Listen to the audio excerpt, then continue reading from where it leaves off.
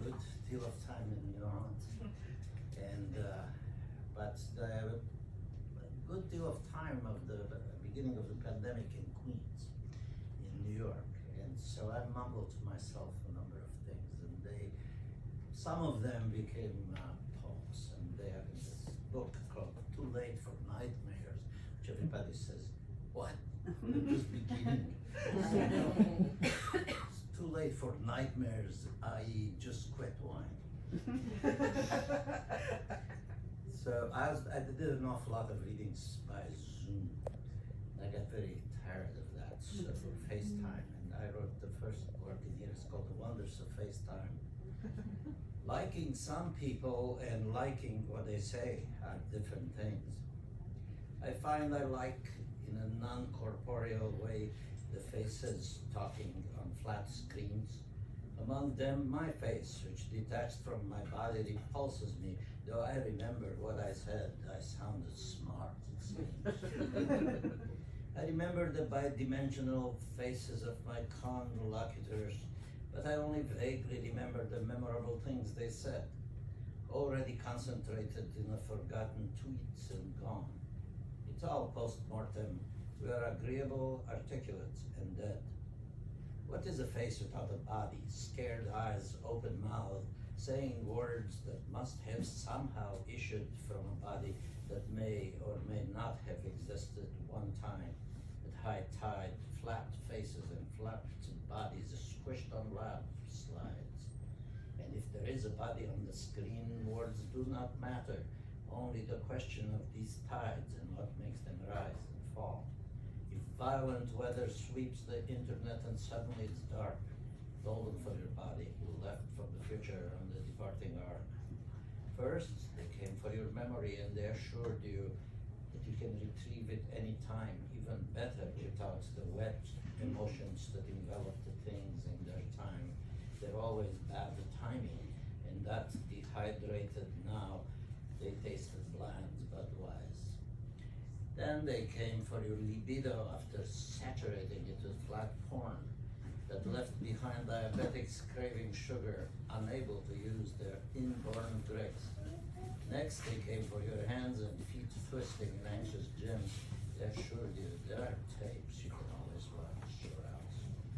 When they came for your ears and tongue, there wasn't much left to take.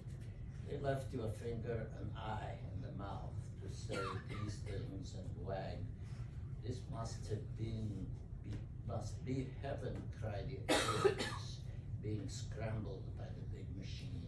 We can retrieve our bodies when we're not dead. It's only quarantine. It's more cheerful works than that.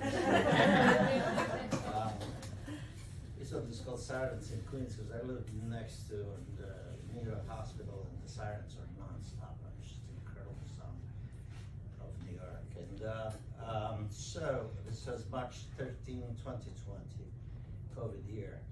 In exile, and when our first exile, I was born in Romania, and our first exile was Ovid, who was exiled by the Roman Emperor Augustus to the shores of the Black Sea because of probably because of his affair with his daughter or his wife, it's unclear, or because he wrote a wonderful book of the Arts of Love, which really pissed off the emperor and amused the Romans.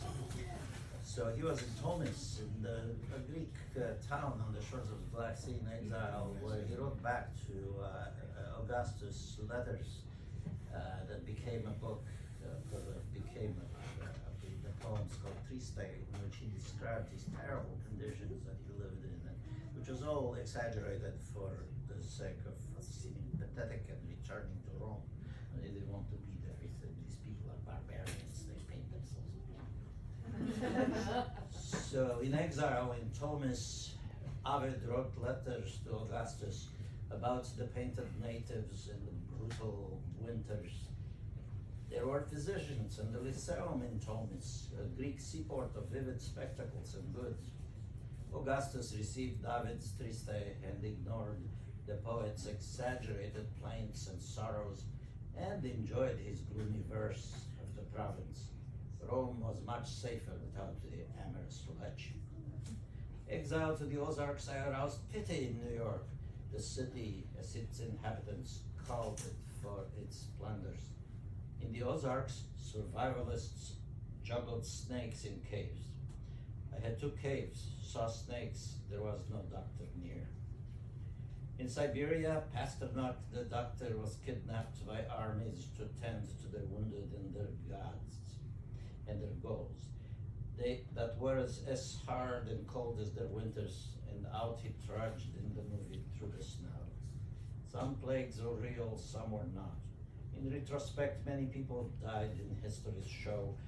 For the historians, heirs, poets, and filmmakers, there is no better subject than great distance, social or forced or voluntary or just geographical. People willing and unwilling to grow the space between others, even lovers, kin, or parts of their own selves. Distance is the only subject to sing and emote for. Under house arrest in Queens, everyone is in their own dens listening to sirens. If you get sick, nobody will come for you. By the time you hear your siren, you'll be stiff. And here are some intimate questions of the COVID age, which I'm sure everybody asks. Have you exhausted your store of social distraction? Why is that kid bawling? Does that mean he wishes he'd never been born? Is that hungry over the mask look the best thing you can manage from 6 feet? Have you exhausted the film industry? Have you read all the books? If you read all my books, if you run out of synonyms for doom, are you sick of Zoom? Do you hear a heavenly choir filling 6 feet of unrequited desire? What should I watch? What are you reading? Are your children as weird as mine? Are they even mine? Should I watch an Ingmar Bergman movie before or after I kill myself? How can we be both starving and overfed? Did you say I will never eat anything out of a can? God enjoys social distance? Did we put all the cans on the steps for the starving mobs from the future? The mobs with can openers and guns? Can I be socially useful, please? Are you working on the 6-foot-long artificial limbs of streaming sympathy, massage techniques and soothing music, jumping eyeballs that can land 6 emphatic feet, to open the windows of the souls in the eyeballs of people who can't afford them? If you aren't, why are you still here? Are you making new horror films? Did you find a bloody body in the bathtub? Was that the neighbor who didn't want to mess up his own tub? Or did you cover your friend with ketchup and poetry? Do you just cut up poetry anymore, or is that your fingers? Is that music the sound of breaking sex toys? Why did you shoot the TV? It was Netflix or me.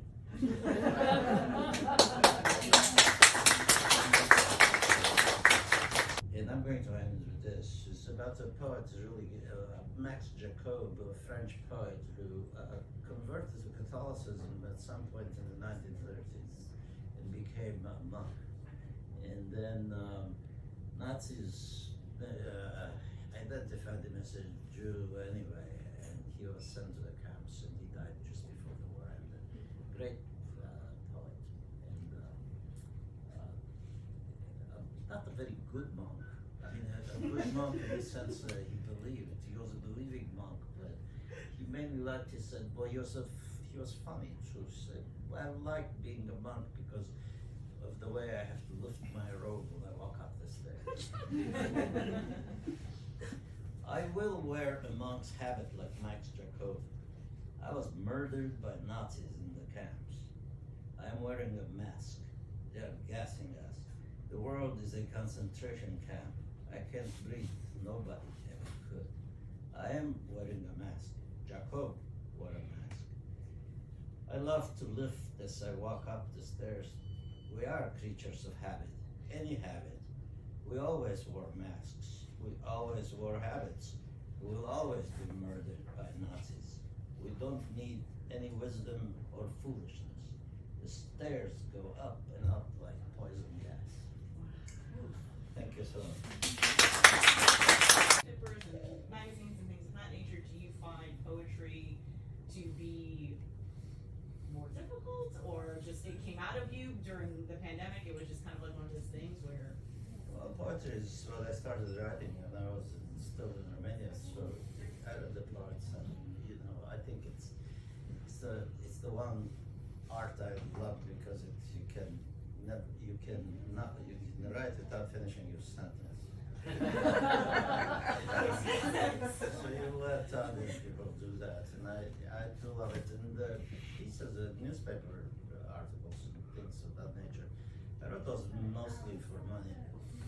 But on the other hand, they had 10% poetry in them, like some kind of wheat beer or something, as opposed to whiskey, which is I don't know. So yeah, I enjoyed very much. The Blood Countess was another story because I went to Romania to cover the events there in 1989 when there was a revolution, and now between quotation marks, we don't really know what it was still. But I was in Hungary and with my producer, and we were in a cafe, and there was a very gloomy building across the street, and he said, "Well, what do you think this is?" I said, "It looks like one of Countess Bathory's homes." And then she said, "Who's that?" And I told him the story. And then he said, "We called his agent when he got back to New York."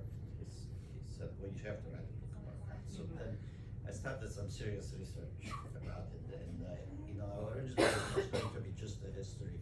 And I thought she wasn't guilty of anything. And, she was just, a victim of the witch hunts of the day. But then I sort of changed my mind